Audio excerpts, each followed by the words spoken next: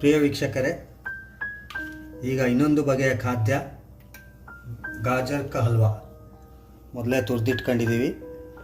Milky mist khoa ಹಾಗೂ 1 cup ಸಕ್ಕರೆ ಹಾಗೂ 1.5 ಕಪ್ಪಷ್ಟು ಹಾಲು, ತುಪ್ಪ,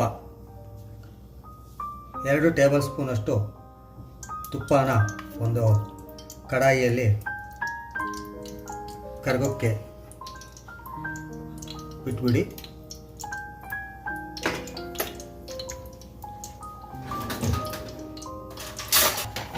ಕಾಯ್ತಾ ಇದೆ. ನಂತರ ಇದೇನು ಗಾಜರ್ ಗೆಜರಿ ಎಲ್ಲ ತುರಿದಿದ್ದೀವಲ್ಲ, ಇದನ್ನು ನಿಧಾನಕ್ಕೆ ತುಪ್ಪದಲ್ಲಿ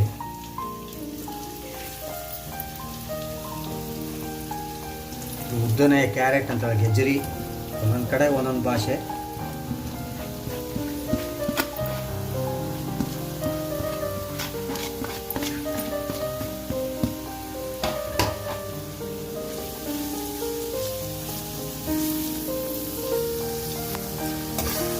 ನಿಧಾನವಾಗಿ ತುಪ್ಪದಲ್ಲಿ ಹೊಂದ್ಕೋಬೇಕು. ಗೆಜ್ಜರಿ 3 ರಿಂದ 4 ನಿಮಿಷ ಚೆನ್ನಾಗಿ ಮಿಶ್ರಣ ಮಾಡ್ಕೊಳ್ಳಿ.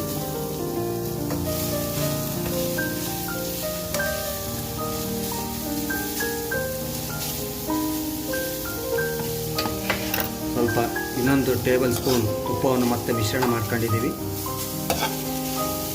ಇದು ತುಪ್ಪದಲ್ಲೇ ಮಾಡಬೇಕಾಗಿರೋ ಒಂದು ಖಾದ್ಯ. ತುಪ್ಪದಲ್ಲಿ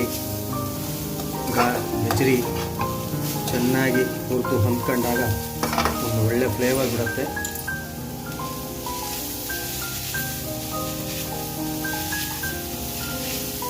ನಿಧಾನವಾಗಿ ಸ್ವಲ್ಪ ಸಣ್ಣ ಉರಿ ಮಾಡ್ಕೊಳ್ಳಿ.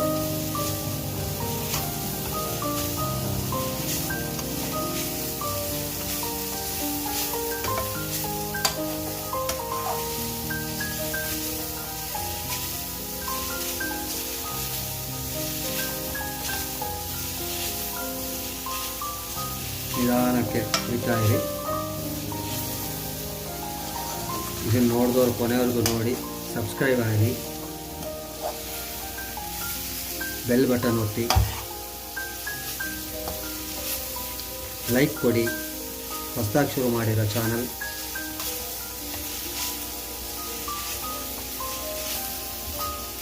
ಏನಾದರೂ ತಪ್ಪುಗಳಿದ್ರೆ ಕಮೆಂಟ್ಸಲ್ಲಿ ಹೇಳಿ.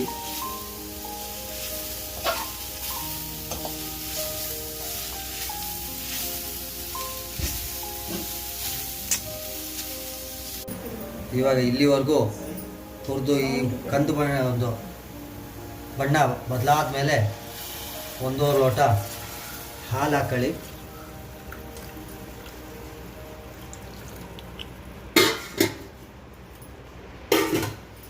ಹಾಗೆ ಅದಕ್ಕೆ ಮುಂಚೆ ಖಾದ್ಯಕ್ಕೆ ಎಷ್ಟು ಸಕ್ಕರೆ ಹಾಕೊಂಡಿದ್ದು ಅದೇ ಕಪ್ಪಲ್ಲಿ ಒಂದು ಅಳತೆ, 1 ಬಟ್ಲು ಸಕ್ಕರೆ, ಈಗ ಎರಡೂ ಮಿಶ್ರಣ ಮಾಡಿ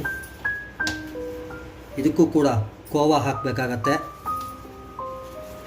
ಖೋವಾನ ಸಣ್ಣದಾಗಿ ಪುಡಿ ಥರ ಮಾಡ್ಕೊಂಬಿಟ್ರೆ ಅದು ಬೇಕು ಅನುಕೂಲ ಆಗುತ್ತೆ.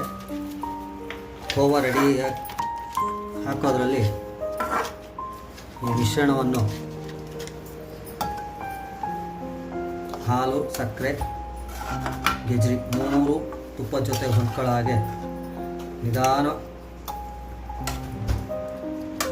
ಹಾಕಿ. ಈಗ ಹಿಂದೆ ಖೋವಾ ಹಾಕಿ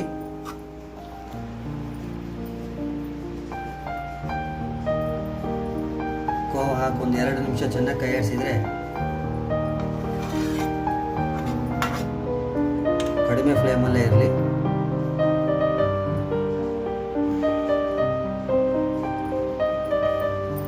ಖೋವಾ ಎಲ್ಲ ಹಾಕಾಗಿದೆ.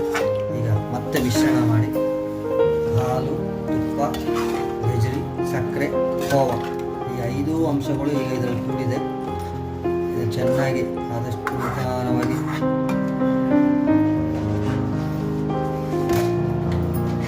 ಎಲ್ಲ ಹೊಂದ್ಕೊಳ್ಳೋ ಹಾಗೆ ಮಿಶ್ರಣ ಮಾಡಿ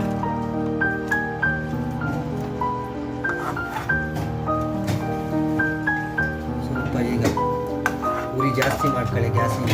ಯಾಕಂದರೆ ಅದು ಕುದಿತಾ ಸ್ವಲ್ಪ ಅದು ಗಟ್ಟಿತನ ಬರಬೇಕದು.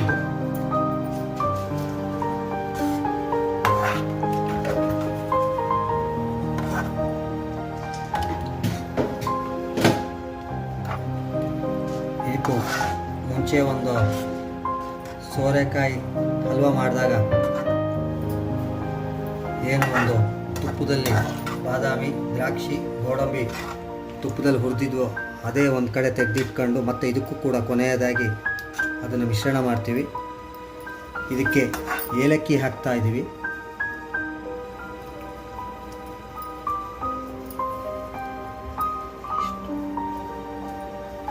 ಎರಡರಿಂದ ಮೂರು ಹಾಕಿದ್ರೆ ಒಳ್ಳೆಯದು, ಅದರೊಂದು ಘಮ ಬಿಟ್ಕೊಳ್ಳುತ್ತೆ.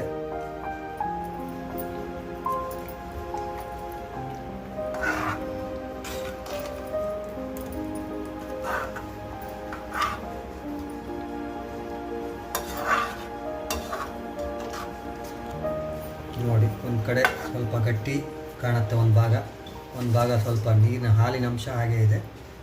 ಅದು ಗೆಜ್ಜೆ ಒಳಗಡೆ ಹಾಲು ಹೀರ್ಕಂತು ಅಂದರೆ ಎಲ್ಲರಿಗೂ ನೀವು ಬಡಿಸ್ಬಹುದು. ಇದನ್ನು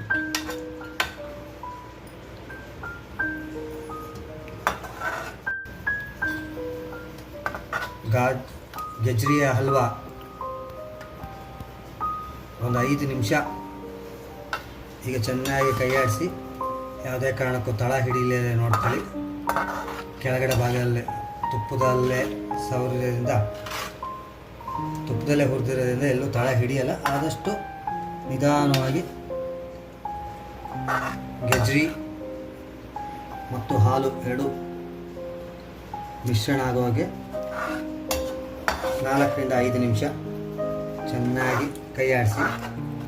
ಒಂದು ಸ್ವಲ್ಪ ನೋಡಿ ಕೋವ ಕಾಣ್ತಾ ಇದೆ, ಇದೆಲ್ಲ ಕೋವ ಕರಗಿ ಈ ಒಂದು ಗೆಜ್ರಿಯಲ್ಲಿ ಬೆರಿಬೇಕು.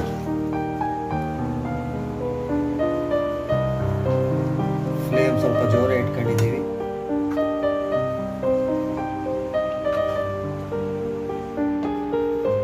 ಚೆನ್ನಾಗಿ ಕುದ್ದ ಆದಮೇಲೆ 5 ನಿಮಿಷ ಆದಮೇಲೆ ಅದಕ್ಕೆ ಬಾದಾಮಿ, ಗೋಡಂಬಿ, ದ್ರಾಕ್ಷಿ ತುಪ್ಪದಲ್ಲಿ ಏನು ಮಿಶ್ರಣ ಮಾಡ್ಕೊಂಡಿದ್ವಿ ಅದನ್ನು ಇದಕ್ಕೆ ಹಾಕ್ಬಿಟ್ಟು ಮತ್ತೆ ಚೆನ್ನಾಗಿ ಕೈಯಾಡಿಸ್ಬಿಟ್ಟು ಇದು ಕೂಡ 20ರಿಂದ 30 ನಿಮಿಷ ಒಂದು ಕಡೆ ತೆಗೆದಿಡಿ.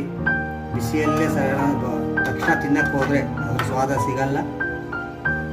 ಈ ಪದಾರ್ಥಗಳು ಸ್ವಲ್ಪ ತಣ್ಣಗಾದ್ಮೇಲೆ ಒಳ್ಳೆ ಒಂದು ರುಚಿ ಕೊಡುತ್ತೆ. ನಿಮ್ಮ ಮನೇಲಿ ಯಾರು ಗೆಸ್ಟ್ ಬರ್ತಾರೆ ಅಂದರೆ ಒಂದು ಅರ್ಧ ಗಂಟೆ ಮುಂಚೆ ಇದನ್ನು ಮಾಡಿಡ್ಬೋದು. ಭಾಳ ಬೇಗ ಆಗುವಂಥ ಒಂದು ಖಾದ್ಯ, ಸಿಹಿ ಖಾದ್ಯ.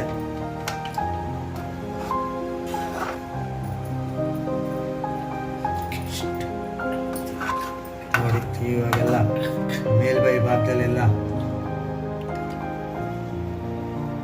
ಹಾಲು, ಗೆಜ್ರಿ ಎಲ್ಲ ಮಿಶ್ರಣ ಎಲ್ಲ ಮೇಲ್ ಬರ್ತಾ ಇದೆ.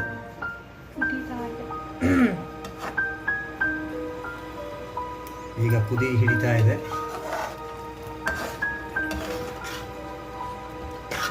ಕೆಳಗಡೆ ಮೇಲೆ ಹಾಗೆ ಅದನ್ನು ಕೈಯಾಡಿಸ್ತಾ ಇರಿ.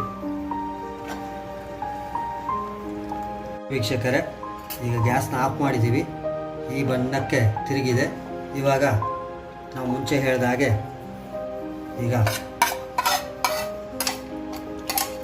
ದ್ರಾಕ್ಷಿ, ಗೋಡಂಬಿ ಹಾಗೂ ಬಾದಾಮಿ ಏನು ತುಪ್ಪದಲ್ಲಿ ಇದು ಮಾಡಿದ್ವಿ ಅದನ್ನೆಲ್ಲ ಹಾಕ್ತಾ ಇದ್ದೀವಿ.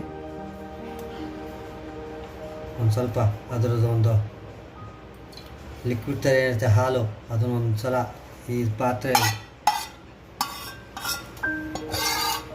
ಉಳಿದಿರುವಂತಹ ತುಪ್ಪ ಎಲ್ಲ ಇದರಲ್ಲೇ ಬರುತ್ತೆ. ಒಂದು ಸಲ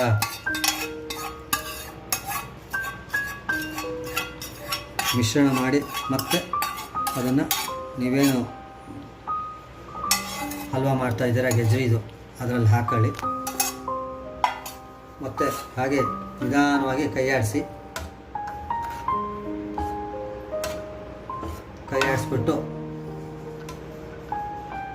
20ರಿಂದ 30 ನಿಮಿಷ ಸ್ವಲ್ಪ ಅದನ್ನು ತಣ್ಣಗೆ ಹಾಕಿಬಿಟ್ಬಿಡಿ. ನಂತರ ಎಲ್ಲರಿಗೂ ಸರ್ವ್ ಮಾಡ್ಬೋದು. ವಂದನೆಗಳೊಂದಿಗೆ ಸಬ್ಸ್ಕ್ರೈಬ್ ಮಾಡಿ, ಬೆಲ್ ಐಕಾನ್ ಪ್ರೆಸ್ ಮಾಡಿ. ಥ್ಯಾಂಕ್ಸ್.